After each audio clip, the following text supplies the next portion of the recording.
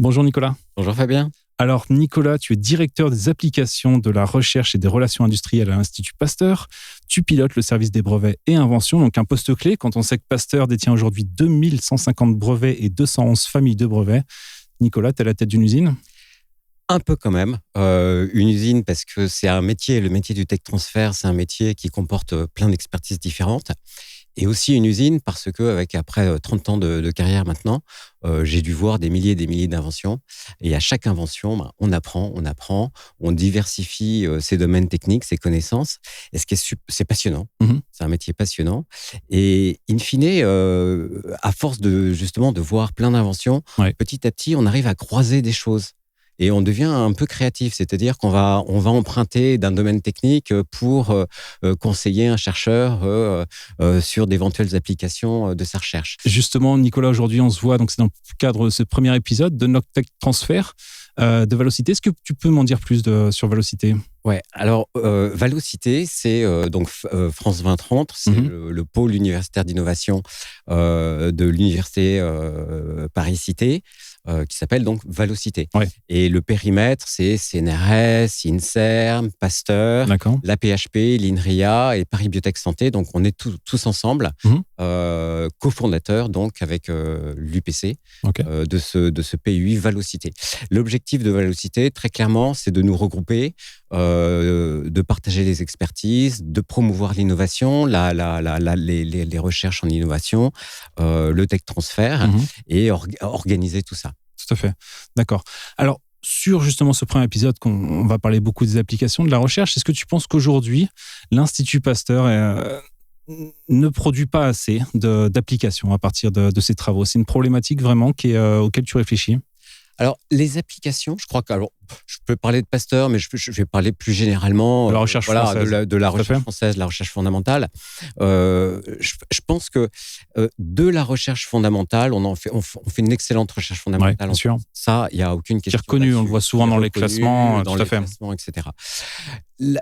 La problématique que l'on a, et c'est pour ça qu'on va travailler à Valocité, c'est pour ça qu'on fait cette émission Unlock Test Transfer, c'est-à-dire il y a parfois quelques barrières culturelles encore qui restent quand on parle d'application de la recherche, quand on parle d'innovation. Ouais. Et puis on arrive au mot valorisation. Et là, tout à coup, il y a des petits problèmes culturels ou valorisation. On pense à l'argent. On sait qu'en France, dès qu'on parle d'argent, parfois culturellement, c'est difficile. D'accord. Alors que finalement, l'objectif du tech transfert que l'on a, c'est vraiment transformer la recherche fondamentale en produits, biens, services, en particulier dans le domaine de la santé, mais dans tous les autres domaines, au bénéfice de la société. Donc, c'est le retour finalement de la recherche publique vers la société, vers les produits innovants, vers des services innovants, vers des nouvelles approches. Et c'est véritablement ça qu'on essaye de promouvoir. Nicolas, on va pouvoir aborder justement toutes ces étapes de la recherche vraiment académique, de ses fondements aux applications. Mais avant, j'avais une question pour toi. Je sais que c'est un sujet auquel tu as déjà réfléchi. Sur cette question de transfert, on parle souvent de bureau de transfert. Est-ce qu'il s'agit vraiment pour un chercheur de transférer finalement sa recherche à d'autres ? Ou est-ce que la voie la plus intéressante pour eux ne serait pas de garder et d'accompagner eux-mêmes leur innovation jusqu'à ces applications ? Alors, ça, c'est une question. Merci Fabien de poser cette question. Elle est super intéressante. Il y a beaucoup, je crois que c'est aussi dans la culture des chercheurs de rester parfois un petit peu un peu refermés sur eux-mêmes, avec une peur de communication à l'extérieur, une peur de se faire piquer leurs idées. Donc, déjà, je pense qu'il faut débunker. Je pense que c'est extrêmement utile de communiquer, de parler ensemble. Faire tomber les barrières. Faire tomber les barrières. Et puis aussi, je trouve, ne pas avoir peur de confronter sa propre recherche, ses thématiques de recherche, ses résultats auprès de collègues, auprès de gens aussi qui sont naïfs. C'est-à-dire qui ont une forte expertise. Il y en a, les tech transferts se sont renforcés. On a de bonnes expertises avec des gens qui ont d'ailleurs des vues transversales, puisque à force de travailler sur différentes inventions, différents dossiers, on apprend. Donc, je pense que c'est extrêmement utile pour un chercheur, ne serait-ce que d'avoir 1 heure, 2 heures de dialogue avec quelqu'un même qui va arriver, qui va être naïf. On parle, on présente, la personne pose des questions auxquelles le chercheur lui-même ne sait pas poser. Ça, c'est génial. Quand ça arrive, on est super content. D'accord. Et ça, c'est le point, j'aurais tendance à dire, c'est peut-être l'étape numéro 1. Ouais. Dans la détection des applications de la recherche. Ouais. Et c'est ton travail, justement, aussi d'encourager ces interactions, de les fabriquer même Totalement. Ouais. C'est notre travail. On essaye de faire, donc on a des équipes au sein des offices de transfert de technologie, de scouting, on appelle ça scouting, okay. Ou détection des applications. Donc ce sont des collègues experts dans tel ou tel domaine technique qui vont aller rencontrer et essayer de discuter avec les équipes scientifiques. Encore faut-il que les portes des labos soient ouvertes. Bien sûr. Mais encore une fois, c'est jamais 1 heure ou 2 heures de perdu de discuter de ces recherches, parce que en discutant, en parlant, ça donne plein d'idées. D'accord. Donc la première étape, voilà, c'est ça. La première étape, la discussion. Open mindset, comme on dit en anglais, c'est ça? Complètement. Justement, très ouverte. On se dit les choses sans avoir peur de ces notions de je garde mes idées secrètes pour moi, puisque, et là on débunk aussi certaines idées reçues, tous les collègues des offices de transfert de technologie sont tenus par la confidentialité. Bien sûr. Donc, il n'y a pas de divulgation. D'ailleurs, ça peut être discuté entre le chercheur et les chargés d'affaires. Enfin, il n'y a aucun problème. D'accord. Pareil, d'un collègue à un autre au sein de la même université ou au sein de l'Institut Pasteur, il n'y a pas de problématique particulière. Ok, tout à fait. On a fait la première étape. La deuxième étape, si toi, tu es dans ton bureau, tu vois un chercheur qui vient te voir, qui a pu discuter un peu avec tout le monde, qui s'est rendu compte que dans ses travaux vraiment très académiques, il pouvait y avoir telle ou telle application qui pourrait intéresser tel ou tel domaine en médecine. Voilà, tu lui dis quoi concrètement? C'est quoi la prochaine étape? Alors, c'est bien d'avoir fait cette première étape déjà, et je pense que vraiment, il faut insister parce qu'elle permet d'anticiper les choses. C'est-à-dire que donc on va regarder les résultats, on va essayer de les interroger sur justement, est-ce qu'ils voient, eux, des applications? Est-ce que nous, on voit des applications? Est-ce qu'on sait que peut-être que leurs résultats croisés avec tel autre résultat d'une équipe, toujours en gardant la confidentialité, pourrait donner naissance. Là, à partir de ce moment-là, le chercheur entre vraiment dans un vrai processus avec une équipe derrière, voilà, qui va pouvoir... c'est ça, d'accord. Tout à fait. Et rapidement, on se pose la question, est-ce qu'on a quelque chose de protégeable en termes de propriété industrielle? Oui, non. Si oui, ok, déclaration d'invention avant de divulguer. Ça, c'est et on fera une autre émission spécifiquement sur cette thématique. Et puis, surtout, planifier, c'est-à-dire que se donner, réfléchir à un plan parfois de work package, de travail avec la génération de résultats qui vont être utiles pour justement arriver à avoir une protection suffisante, et aussi petit à petit commencer à aller dans le sens d'augmenter son fameux TRL, Technology Readiness Level, qui est ce qui est regardé, ce qui est attendu par des partenaires industriels. C'est-à-dire dérisquer un projet, apporter des preuves de concept, etc. Donc ça, ce sont les premières étapes, avec la partie, effectivement, étape 2, la question de la protection. Et puis, on passe à l'étape 3, le développement. Se poser des questions marché aussi. Le fit, est-ce que ça fit avec est-ce qu'il y a une demande? Est-ce que le produit ou l'innovation répond véritablement à une demande? Quelles sont les difficultés pour la développer? Quel est le coût de développement, quand on est en diagnostic, on sait que les coûts ne sont pas très élevés, ça peut être assez rapide. Quand on est en thérapie, c'est vraiment quelque chose d'autre. Donc, voilà. Donc, il y a toutes ces questions qui se posent. Et pareil, je crois que c'est assez intéressant pour les chercheurs de vraiment d'aller voir leur tech transfert, parce qu'on a maintenant toutes ces expertises. C'est-à-dire qu'on a recruté des experts qui viennent de l'industrie, qui ont développé eux-mêmes des médicaments, qui connaissent toutes les étapes cliniques, précliniques. D'accord. Pareil en diag, pareil en médecin.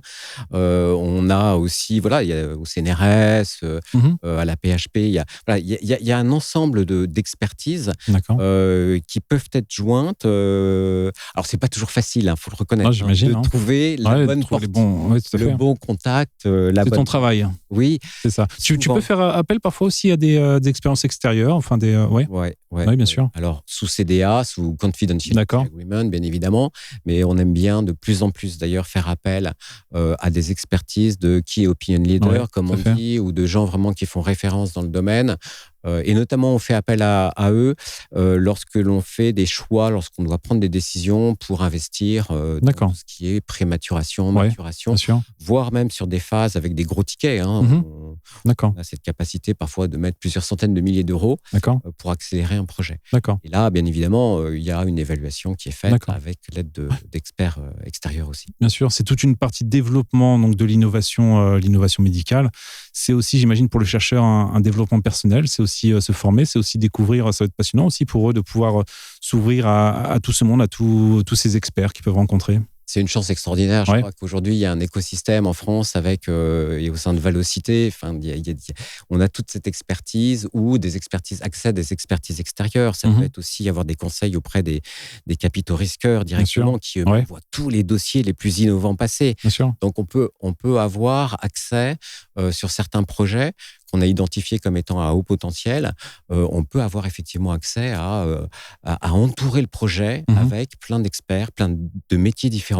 C'est extrêmement enrichissant pour le chercheur et je crois qu'il ne faut pas que ça fasse peur. Moi, je suis tendance à voir, ça pourrait me faire peur, mais complètement à la place d'un chercheur. Ou gigantesque, c'est pas mon truc. Dans quelle histoire je me lance, etc. Et finalement, je crois qu'on les entoure énormément, on les sollicite pas tant que ça. C'est-à-dire qu'on va pas être derrière leur dos à leur demander des trucs tous les jours. Non, on débunk aussi.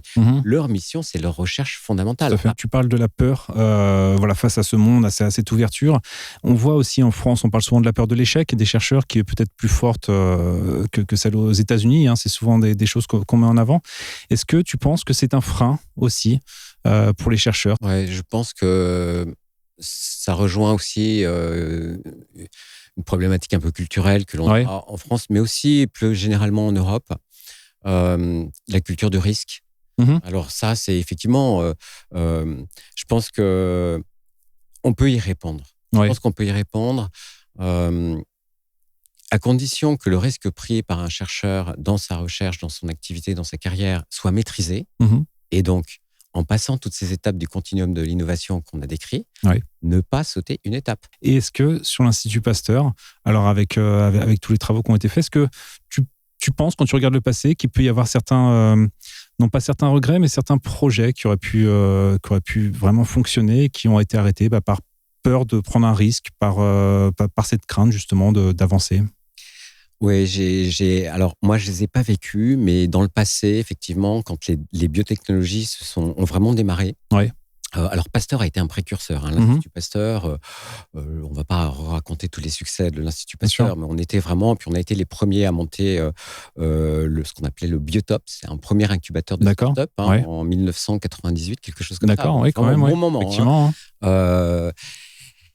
Mais encore avant ça, vraiment au tout début des biotech, il y a ce qu'on appelle les protéines recombinantes, les anticorps recombinants thérapeutiques. Finalement, ce n'était pas quelque chose de très, très compliqué. Alors, qu'est-ce que ça a rapporté ? Et Pasteur a été le premier, par exemple, à exprimer, à produire l'EPO recombinante. D'accord, tout à fait. Incroyable. Et c'est quelque chose c'est un médicament qui génère 3-4 milliards de dollars chaque année. Enfin bon, voilà. Donc on a, et alors, pas de protection, pas de développement, pas de, voilà, parce que finalement, à l'époque, c'était encore avant, c'est vraiment tout début des années 80, fin des années 80, début des années 90. Il n'y avait pas véritablement, les offices de transfert de technologie avec toutes les expertises. À l'inverse. Est-ce qu'il y a certains succès qui t'ont marqué chez Pasteur, que vous avez su cette fois porter de la recherche académique jusqu'aux applications ?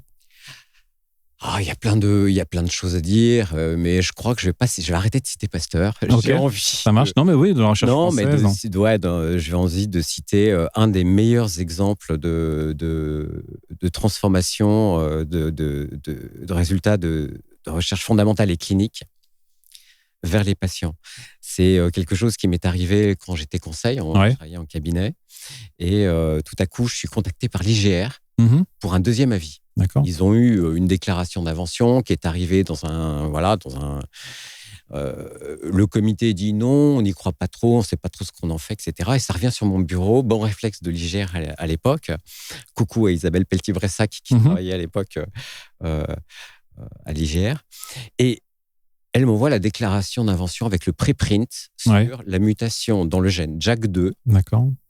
la mutation V617F qu'on retrouve, on lit l'abstract, incroyable, on le retrouve chez 95% des patients atteints d'érythrocytose, de polystémie, donc c'est une production anormale de globules rouges. D'accord.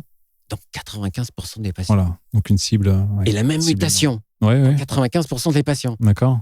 Truc de dingue. Et alors, même moi, j'étais jeune à l'époque, mais j'ai vu immédiatement, là, il y a quelque chose de spécial. Et avec l'intuition, alors là, c'est toujours le truc un peu... Il faut de l'intuition, il faut se laisser guider par son intuition.